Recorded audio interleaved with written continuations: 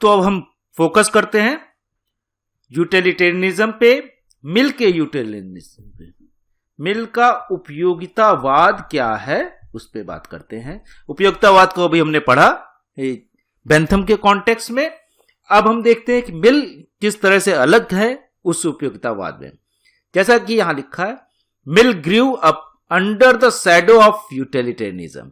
ये उसकी उपयोगितावाद की परछाई में भी पैदा होते हैं। जैसा कि हम इनकी जब जीवन पढ़ रहे थे, जीवन को देख रहे थे, तो उसमें साफ साफ है कि मिल के पिता जो जेम्स मिल है वो उनको घर पे ही पढ़ाते हैं, या उस समय जो अपनी किताबें लिख रहे हैं, अपनी जो थ्योरी लिख रहे हैं, उसमें लगातार इनसे एकेडमिक जो है असिस्टेंस की लेते हैं, लगातार इनसे किताबें पढ़ते हैं, उसका रिव्यू बताने के लिए कहते हैं, या चीजों को प्रूफ रीड करने की जैसी चीजें होती हैं, या जो एकेडमिक डिस्कोर्स है उसमें हेल्प करने की बात करते हैं। और कम उम्र से ही काफी ये करना शुरू कर देते हैं। जैसा कि हम देख चुके हैं कि 4 साल में ग्रीक सीखना, फिर लैटिन सीख जाना, फिर उसके बाद प्लेटो को पढ़ डालना, ये सारी करने की चीजें की वजह से इनके ऊपर एक छाया पड़ती है जो बेंथम और जेम्स मिल का जो यूटिलिटेरियनिज्म है उस पे। लेकिन जैसा हमने बताया कि इतने अधिक बर्डन, एक बच्चे के ऊपर इतना अधिक बर्डन पड़ने की वजह से 20 साल की उम्र में, 21 साल की उम्र में वो डिप्रेशन में आ जाते हैं। अब वो डिप्रेशन, जिसमें उस डिप्रेशन की वजह से वो काफी चीजें अलग करने लगते हैं। बाद में वो अपने डिफेंस ऑफ यूटिलिटेरियनिज्म में काफी बदलाव लाते हैं। जो उनका उपयोगितावाद है उसमें काफी बदलाव लाते हैं, और जो कमियां थी उसको उजागर करते हैं। कमियों को उजागर करना और बदलाव लाने के ये मतलब नहीं है कि उसको खारिज करते हैं, ऐसा वो नहीं करते। तो वो उसी को सब्सटेंशिएट करने की कोशिश करते हैं कि आगे किस तरह से यूटिलिटेरियनिज्म और इफेक्टिव हो जाए। तो जैसा कि हमने बोला, Mill never gave up his utilitarian identity. अपने आप को हमेशा वो उपयोगितावादी कहते हैं,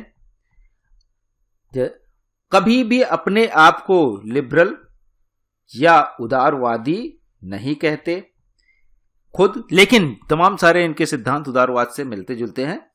तो अपनी आइडेंटिटी को ये उपयोगितावादी ही रखते हैं। He talks about the right under the concept of utility. ये अधिकारों की बात करते हैं कि अधिकार तो होने चाहिए, लेकिन वो अधिकार इतने अधिक ना हो कि उसकी कोई उपयोगिता ना हो तो भी अधिकार। तो उस उपयोगिता पे ध्यान देते हैं कि किसी चीज के अधिकार होने से उसकी उपयोगिता क्या होगी। उस उपयोगिता में आप देखेंगे तो किसी को भी अधिकार देने की उपयोगिता का मतलब, अधिकार देने से वो अगर किसी व्यक्ति को पढ़ने का अधिकार मिल जाए, तो पढ़ने का अधिकार मिलना या फ्रीडम का अधिकार मिलना, जैसे राइट टू फ्रीडम है, राइट टू फ्रीडम से क्या उपयोगिता हो सकती है, उस उपयोगिता को वो कहते हैं कि राइट टू फ्रीडम होने से व्यक्ति स्वतंत्र रूप से सोच सकता है, स्वतंत्र रूप से जा सकता है। और जब स्वतंत्र रूप, कपड़े पहनने की स्वतंत्रता होगी, सोचने की स्वतंत्रता होगी, आने जाने की स्वतंत्रता होगी, तभी वो सोसाइटी में कंट्रीब्यूट कर पाएगा। जिन लोगों के ऊपर ये बाध्यता होगी कि वो अपने से सोच नहीं सकते, अपने से कपड़े नहीं पहन सकते, अपने से खा नहीं सकते, कि जो हम बताएंगे वो आपको करना पड़ेगा, वो व्यक्ति सोच नहीं सकते। और इसका बहुत अच्छा एग्जाम्पल आप देख सकते हैं, जो जब स्लेवरी थी, दास प्रथा थी, तो दास के साथ आप अत्याचार जो करते थे लोग, तो दास इसीलिए सोचने समझने की शक्ति कम हो जाती क्योंकि वो अपने से डिसीजन नहीं ले पाते, अपने से उनके पास फ्रीडम नहीं होती है। तो ये उस तरह से हर चीज की उपयोगिता को उसके कंडीशन में दिखा रहे हैं, ना कि सिर्फ प्लेजर एंड पेन में दिखा रहे हैं। क्यों? प्लेजर और पेन बेंथम का जो आइडिया था। तो हम आगे देखते हैं ये क्या, इनके जो यूटिलिटी का कॉन्सेप्ट है वो क्या बात करता है। He allied the standard of utility in all his work.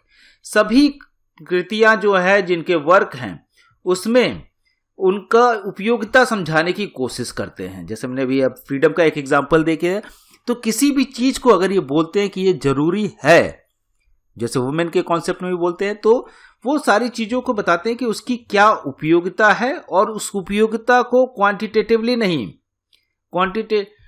नहीं देख के क्वालिटेटिवली भी देखते हैं, जो बेंथम सिर्फ यहां पे देखते थे। ये जो हमने बताया कि वो चेंज करना चाहता है, तो बेंथम का जो था आइडिया वो था सिर्फ मात्रात्मक, लेकिन इनका आइडिया गुणात्मक भी है। तो इसलिए गुणात्मक का मतलब, इसलिए एक्सप्लेनेशन भी जरूरी है। मेयर कैलकुलेशन से काम नहीं चलेगा, इस तरह का आइडिया ये कहते हैं। इन केस ऑफ वुमेन, जैसे हमने बात की, in case of women equality, जो स्त्री बराबरी की बात है उसके संदर्भ में भी कहते हैं ही जस्टिफाइड इट। तो कहते हैं ये न्याय संगत है, अगर महिलाओं को बराबरी देना ये न्याय संगत है। कैसे? That it would increase their happiness, क्योंकि ये तो उनकी जो, एक तो अगर सिंपल से मात्रात्मक चीजों में भी देखें तो भी ये आता है कि उनकी खुशी को बढ़ाएगा। अगर आप महिलाओं को स्वतंत्रता देंगे, उनको आजादी देंगे, उनको बराबरी का हक देंगे, तो उससे तो एक तो पहली चीज बन के आती है जो उनको खुशी देगी, और ये यूटिलिटी का प्रिंसिपल भी है कि जो चीज खुशी दे वो सही है।